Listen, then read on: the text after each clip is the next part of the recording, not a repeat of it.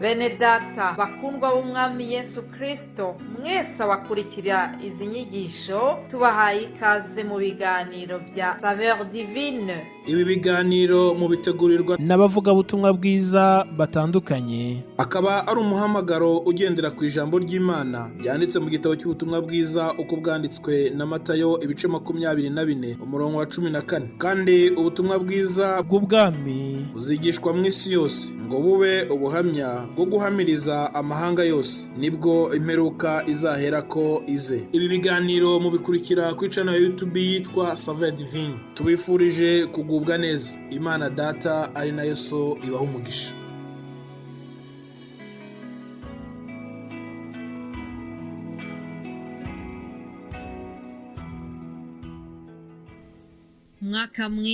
umwaka mwiza nshuti bakundwa bene data mwese abakurikira ibi biganiro byacu bya Saveur Divine, mbifurije umwaka mwiza w'ibihumbi 2024. Uwiteka abagirire neza. Ndifuza kubaha intashyo z'uyu mwaka, ndifuza kubaha amagambo tubona mu kubara, n'amagambo yo kubifuriza umugisha muri uyu mwaka dutangiye. N'amagambo mu by'ukuri Uwiteka yabwiye Mose ndetse na Aaron, arababwira ati muheshe abana b'Isirayeli umugisha muri aya magambo, mubabwire muti Uwiteka aguha umugisha, akurinde. Uwiteka akumurikishirize mu maso he, akugirire neza. Uwiteka akurebe neza, aguhe amahoro. Uko abariko bashyirisha izina ryanjye ku Bisirayeli, nanjye nzabaha umugisha. Aleluya. Uku nanjye niko nshyirishije izina ry'Uwiteka kuri wowe ukurikira ibiganiro bya Saveur Divine. Ndongeye mbisubiremo ngo muri uyu mwaka twinjiyemo Uwiteka azaguha umugisha udasanzwe, umugisha w'iburyo n'uw'ibumoso, umugisha usohotse mu rugo rwawe, umugisha winjiye, umugisha uryamye, ubyutse. Umugisha w'Uwiteka uzakubeho cyane.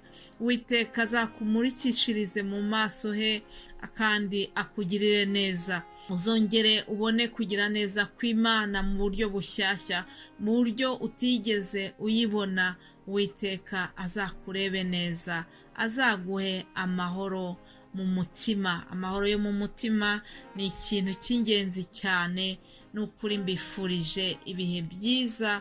Ndongera kandi no kubatura aya magambo tubona muri Zaburi ya 20, nayo ni amagambo yo kubaturiraho imigisha, yo kubifuriza umwaka mwiza w'uyu 24. Dusome Zaburi ya 20 uhereye ku murongo wa 2.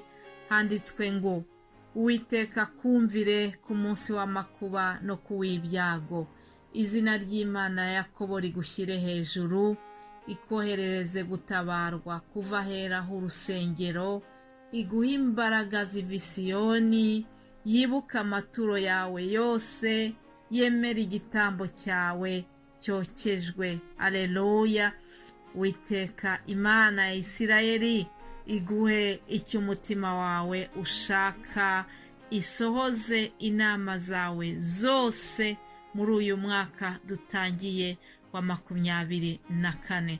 Nshuti yanjye wumva ibi biganiro, nkwifurije ibingibi byose tumaze gusoma mu iri jambo ry'Uwiteka. Ndakwifuriza kugira ngo rwose ibitaragenze neza muri uyu mwaka utambutse, Imana izabitunganye muri uyu mwaka twinjiyemo. Imana izakwiyegereze cyane, uzayumve mu bundi buryo bushyashya. Ndasenga kugira ngo nukuri Uwiteka azabane nawe. Aleluya. Nyuma yo kubaturiraho ayo magambo yo kubasabira umugisha, ndagira ngo mwebwe mwese abanyumva mumfashe dushima Imana. Turashima Imana ku buryo yabanye natwe muri uyu mwaka utambutse. ndashima Imana kubw'uburinzi bwayo twabonye muri uyu mwaka. Yewe ubabwira ni ukuri mfite ibimenyetso birenga kimwe binyereka yuko Imana yagendanye nanjye mu buryo budasanzwe. Imana yandwaniriye intambara nyinshi, hari izo namenye, hari izo nabirebesheje amaso yanjye, hari n'izindi ntigeze menya, ariko Imana yarahabaye. Imana yagendanye nanjye. Imana ni ukuri yambereye umurinzi. Mu bunyereri narayibonye, ntabwo yigeze indekura. mu burwayi narayibonye, yagendanye nanjye, imbere umurwaza mwiza. Haleluya! Imana yambereye muganga kandi imbera n'umurwaza icyarimwe. Ndayishimiye rero, ndayishimiye kubw'ubutabazi bwayo nabonye. ni ukuri mumfashe tuyishimire. Yego ndabizi neza yuko nta byera ngo de, nubwo wowe nanjye twaba twarahuye n'ibigeragezo n'ibindi n'inzitane z'uburyo bwose, ariko ndahamya neza yuko Imana yatubereye ngo amagare n'amafarashi. Imana yaduhaye umutaka hahandi byari bikomeye. Imana yaratubereye umurinzi. Imana yatweretse urukundo n'ineza byayo. ni ukuri mumfashe tuyizamurira icyubahiro kuri uyu munsi wa mbere w'umwaka. ni ukuri nzi neza yuko hari ibyo Satani yari yapanze ku buzima bwawe, ku buzima bwanjye. hari imigambi mibi yari yaracuze yo kugira ngo uyu munsi ntitube tukibukwa. ariko se mbese navuga iki? reka mvuge gusa ngo Mana warakoze. Mana warakoze, watubereye Imana nzima, watubereye Rubasha, watubereye Eloyimu, watubereye Imana yo kwizerwa. uri Imana yabayeho kera, uriho kandi uzahoraho. Haleluya! niwakira ishimwe kuko wagendanye natwe tukabona uburinzi bwawe. ni ukuri waduhagaritse ku munara, yewe nta kintu twagushinja. Mana warakoze, ndagushimiye cyane kuri uyu munsi wa mbere w'umwaka. ni ukuri numva umutima wanjye utabona uko ubisobanura, ariko mwumve yuko ndi mu mashimwe yo kuba tugeze kuri uyu mwaka. njyewe ubwanjye wavugisha nkiri muzima. wowe niba nawe hari icyo Imana yagukoreye, ndakwinginze kugira ngo ntiwibagirwe kuyishima. bari iyo migisha yose, umuririmbyi yaravuze ngo bari iyo migisha nonaha iyo Imana yakugabiye, ngo uyibare ntusige n'umwe.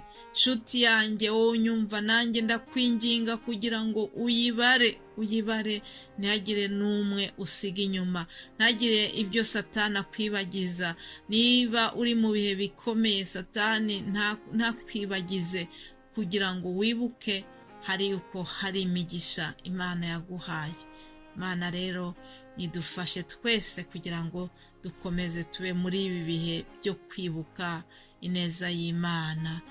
igihe nk'iki ngiki kandi cy'iminsi mikuru, nubwo abantu benshi baba bahugiye nyine mu kunezerwa no gushima, ariko ntabwo twakwibuka yuko umunsi w'ubunani ni umunsi nk'iyindi. iminsi ibamo ibyiza n'ibibi, ni iminsi nk'iyindi. turapfusha, abantu barapfusha, abantu barahamba, abantu bararwara bakajya mu bitaro, za agisida ziraba. ni ukuvuga ngo birashoboka ko waba unyumva ariko ufite agahinda k'ibyakubayeho, akaga wahuye nako. ndagira ngo nawe nguhumurize, nkubwire ngo mu ijuru hari Imana itabara. nkubwire ngo komera ushikame, komera. niba ubabaye, ndasaba kugira ngo uwera wa Isirayeli aze aguhumurize. umwuka w'Imana aze akuganirize, aguhumurize, agukize amarira. nawe turakwibutse muri uyu mwanya wo gushima Imana, muri uyu mwanya wo kunezerwa, twifatanyije nawe waba uri mu kababaro. hanyuma kandi ndashima Imana kuko uyu munsi ni isabukuru y'imyaka 4. imyaka 4 irashize Imana impaye uyu muhamagaro w'ivugabutumwa mu rurimi rw'igifaransa. ariko Imana yaje kwagura uyu murimo, izana n'abandi bakozi bayo bakorera Imana mu buryo bw'ivugabutumwa binyuze muri uyu murongo wa Saveur Divine. Imana rero ndayishimiye kuko ikomeje kuduhagararira, ikomeje kuduha amagambo yo gusangira namwe, kandi yatangiye umurimo izawukomeza byanze bikunze.